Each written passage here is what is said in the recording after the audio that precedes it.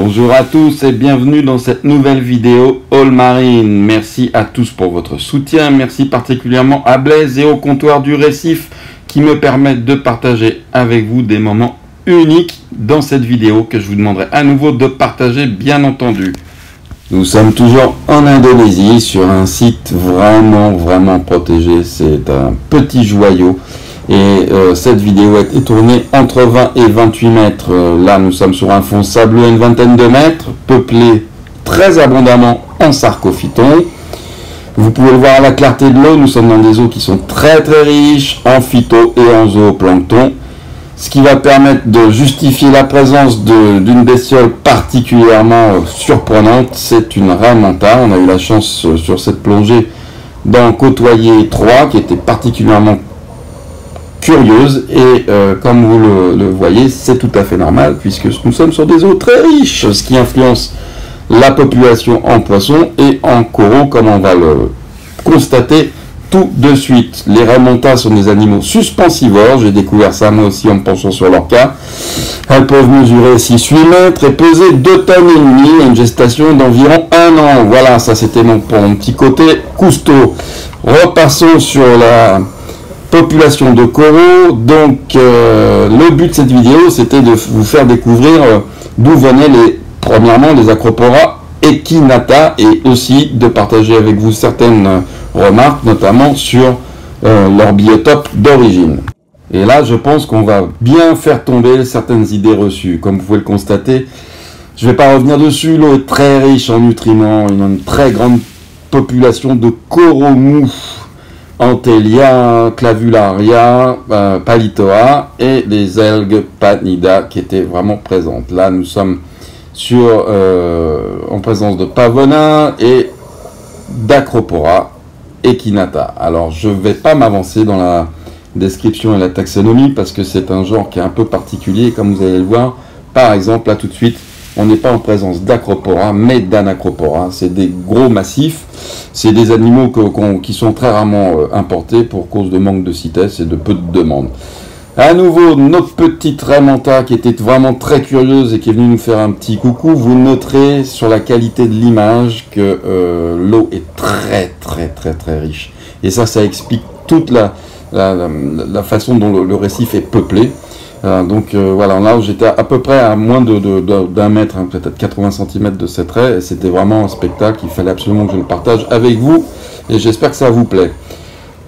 Autre idée reçue, le récif est un supermarché et regorge de petits trésors. Donc quand je vois les difficultés qu'on a à trouver puis élever certains euphiliens, comme les glabrescens, vous voyez, ça c'est un euphilia un peu coloré qui était présent à ce moment-là. Un autre animal qui est peu, voire rarement, voire jamais importé, c'est un Galaxea. Alors en taxonomie, il a été rangé en Galaxea. On le trouve sous d'autres noms. Moi j'ai eu la chance d'en avoir, en tout cas ici, puisque j'ai jamais pu en exporter non importer. Voilà, c'est une pure merveille. C'est super délicat, ça voyage pas toujours très bien. C'est pour ça que c'est peu importé et c'est pas non plus des couleurs qui sont délirantes. Continue notre petit tour. Vous constatez la présence en masse d'algues, ce qui m'a un petit peu interpellé et j'ai fait des analyses d'échantillons donc d'eau qui ont été prises à plusieurs mètres, donc à 20 mètres, à 10 mètres et sur plusieurs centaines de mètres carrés et les résultats étaient un petit peu surprenants. Merci Elos au passage pour la qualité des tests, notamment low range phosphate, c'était vraiment assez sympa à voir. Alors en phosphate, je n'ai absolument rien trouvé. Par contre, il est clair qu'on avait des zones sur lesquelles on pouvait monter jusqu'à 15 mg de nitrate. Les massifs d'Acropora que vous allez voir sont surprenants, toujours de l'echinata. Donc vous voyez, quand vous êtes à 20-25 mètres, tout est bleu et on distingue à peine certaines petites colorations. C'est uniquement quand on se rapproche et qu'on focus un petit peu avec les lampes qu'on arrive à déceler toutes les ressources en couleur de ces animaux.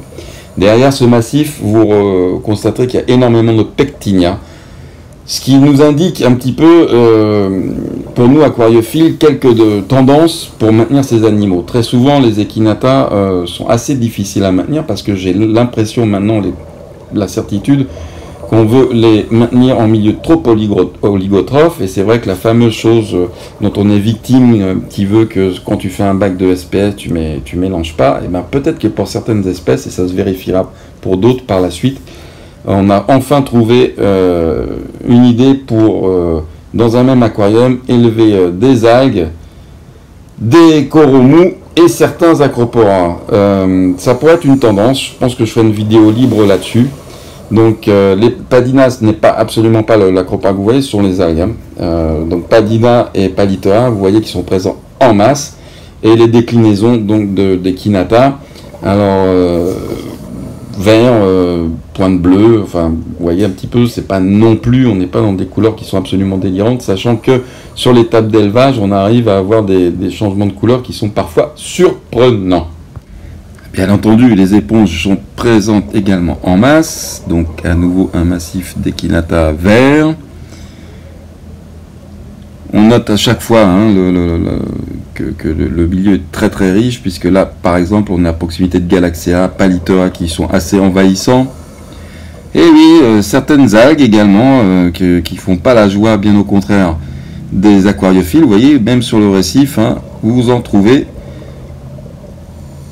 Et c'est pas, ça paraît normal par rapport aux qualités d'eau. Donc toujours ce massif avec les panidas qui poussent entre. Donc toujours, là on peut en déduire également qu'en termes de courant, on n'était pas sur des zones qui étaient particulièrement secouées en général. Parce que vous voyez la délicatesse et la forme des accros qui poussent très très large, très espacés, très ouverts, avec ces petites branches comme ça. Ça c'est signe quand même qu'on est dans des zones qui ne sont pas soumises à des contraintes hydrauliques particulièrement élevées.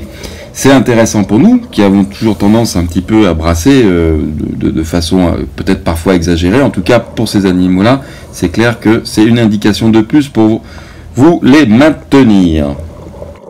Autre indication, et contre les idées reçues, vous voyez que on peut tomber sur des héliofongia comme ça dans les mêmes biotopes. Donc a priori, c'est assez surprenant parce que là il n'y en avait que deux, en tout cas deux colorés en vert avec des nuances orange comme vous pouvez le voir sur les images. C'était les seuls représentants du genre.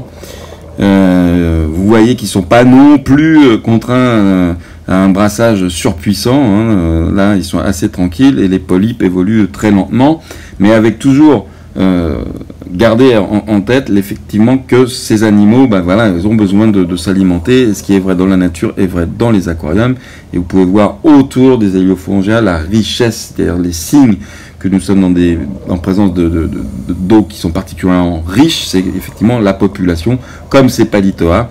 Alors ça, c'est une population de Palitoa qui était malheureusement pour les images et pour nous pas spécialement colorée, mais c'est impressionnant de voir ces dizaines et ces dizaines de mètres carrés, au milieu desquels surnagent malgré leur toxicité, parce que c'est plus à démontrer maintenant que ce sont des animaux qui sont envahissants, qui sont des tueurs grâce aux palytoxines qu'ils émettent.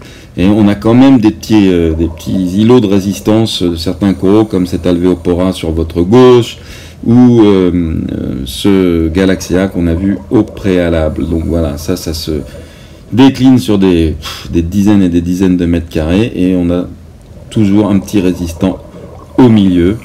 Ça en devient même lassant quand on plonge, mais bon, c'est intéressant de voir.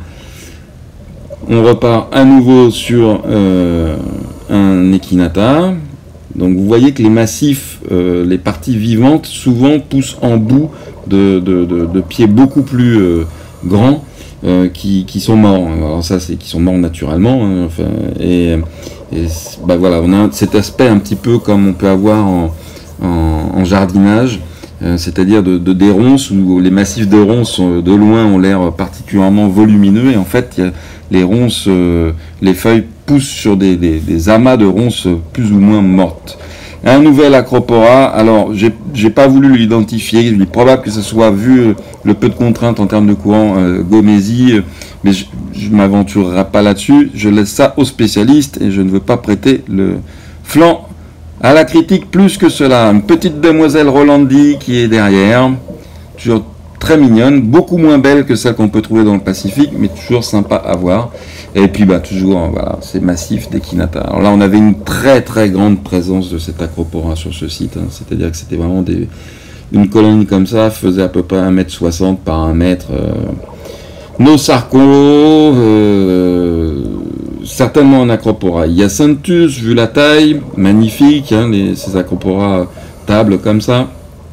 Echinophilia, Echinopora était présent, malheureusement pas de bêtes de compétition qui pourraient faire la une des sites US, et des grosses colonies de Goniopora. Ça, c'est des Goniopora qui avaient plusieurs dizaines d'années, qui ont poussé en colonie, qui avaient un diamètre par tête d'environ 60-70 cm. Donc toujours intéressant à voir. Donc tout ce petit monde, pour revenir là-dessus, évolue dans le même milieu, c'est-à-dire nos Acropora, Echinata, nos Goniopora, nos Alveopora. Très grande présence de Galaxia que j'ai peut-être filmé sur la fin. Certains Acropora un petit peu délicats, peu sujets aux contraintes hydrauliques, et énormément de coraux mous. Donc la mixité dans la nature, en tout cas, est possible. Alors est-ce un exemple à suivre? Eh bien, pourquoi pas? En tout cas, moi, je suis prêt à tenter l'expérience parce que je trouve que c'est absolument fantastique de pouvoir recréer un biotope pareil, très très riche, dans le sens où, en plus, techniquement, ça nécessite beaucoup moins d'éclairage parce que là, en termes de... Le LuxMec a rendu l'âme, mais on était sur des flux lumineux qui étaient assez peu élevés, en tout cas. Et vous voyez toujours la clé, que ce soit pour les coraux durs ou les coraux mous, c'est l'alimentation, c'est notre problème en aquarium, comment nourrir beaucoup sans polluer. Et bien là, Dame Nature, en tout cas, ne se gêne pas. Et vous pouvez voir que coraux durs, émous, un grand polype ou petit polype, comme on le voit encore sur cette image, s'éclate. Ça fait le plaisir des petits et des grands. Et là, c'était la troisième rencontre avec notre Manta. Et là, elle est passée vraiment tout au-dessus de ma tête. C'était un super spectacle, c'était fabuleux. Au cours de cette plongée, l'occasion m'a été donnée de vous expliquer un petit peu les différences qu'il peut y avoir entre Symphilia et Lobophilia, puisque là, quelques centimètres l'un de l'autre, il y avait ce merveilleux Symphilia qui voilà, n'exposait pas de couleur, mais très en forme. Bon, c'est ce qui peut être surprenant vu la quantité d'aliments qu'il y avait sur ce site. Et à côté, notre pote le Lobophilia. Donc vous avez pu pouvoir un petit peu constater les différences en termes de polypes, de structure, de calcification ou autre. Et vous voyez, on est très très loin de ce qu'on peut proposer en aquariophilie. Quand on vous dit que sur le marché aquariophilie, on vous propose quand même le top du top, c'est la démonstration. C'est que globalement, et malheureusement pour nous tous, la nature n'offre pas d'animaux particulièrement colorés en quantité. En tout cas, là, c'était une belle occasion de faire la différence entre les deux. Petit tour à nouveau qui se prolonge, et la petite surprise, c'est pour moi une première. Je n'avais pas encore vu de Colastrea sur cette zone. Et là, la chose qui m'a un petit peu surprise, c'est la façon dont il poussait, puisque contrairement en aquarium où il pousse un petit peu de façon en boule, un petit peu comme ça ramassé, là c'est carrément le pied dans le sable et des têtes qui sont relativement isolées. Eux par contre étaient particulièrement beaux et fluo. Petit Acropora granulosa, donc quand votre commerçant de quartier vous propose 6 ou 10 pièces, vous avez pu le voir, là on doit être à peu près à enfin peut-être pas 1 heure, mais 30 minutes de plongée, et vous voyez que ce sont des animaux qu'on n'a pas rencontrés particulièrement souvent. Ces Echinata qui poussent au milieu des algues, des Clavularia et des Xenia, c'est vraiment fabuleux. Voilà, ils surnagent comme ça à proximité des sarcophytons, et c'est assez impressionnant toujours, et ça donne vraiment envie de se pencher sur la question et de recréer un biotope spécifique pour ces accros qui sont à peu près une dizaine à partager ces conditions d'eau là. Et une grosse colonie d'Alveopora. Donc vous avez vu les Goniopora dans un premier temps, les Alveopora, donc des têtes un petit peu plus petites. Mais ce qu'on peut en déduire, c'est que les conditions de maintenance et des exigences sont très proches et similaires. Donc Galaxea, Lobophilia, Symphilia et autres grands polypes, ainsi que les Sarcophytonemu, ont a priori les mêmes besoins, en tout cas sur cette portion du récif. C'est clair qu'ils vivaient aux mêmes endroits, mais c'est un petit peu partout pareil, ce n'est qu'une répétition. Vous voyez l'étendue un petit peu des colonies. Hein. Là, on a plus d'un petit peu de contraintes hydrauliques. Toujours des éponges qui poussent au milieu de tout ça. On est à peu près à 16 mètres de profondeur et on va entamer notre retour à l'air libre. Alors si cette vidéo, comme les autres, vous ont plu, n'hésitez pas à un petit pouce bleu et surtout partagez notre travail pour diffuser l'information, nous soutenir, ça nous encourage, ça nous permet également d'aller encore plus loin dans tout ce qu'on fait en termes de protection et de développement d'une aquariophilie éthique. Donc n'hésitez pas, on partage avec vous ces moments-là et si vous voulez en savoir plus et vous tenir au courant parce que vous êtes aquariophile, eh bien, il n'y a qu'une chose à faire, abonnez-vous à notre page All Marine. En attendant, toutes ces vidéos vous sont proposées par All Marine avec le soutien du comptoir du récif. Vous pouvez nous joindre au 01 64 68 29 91. Partagez un maximum, faites un maximum de bruit pour ce qu'on fait. Je pense que ce qu'on fait, c'est assez unique, donc n'hésitez pas. Faites du bruit autour de tout ce qu'on fait et à très bientôt pour de nouvelles vidéos.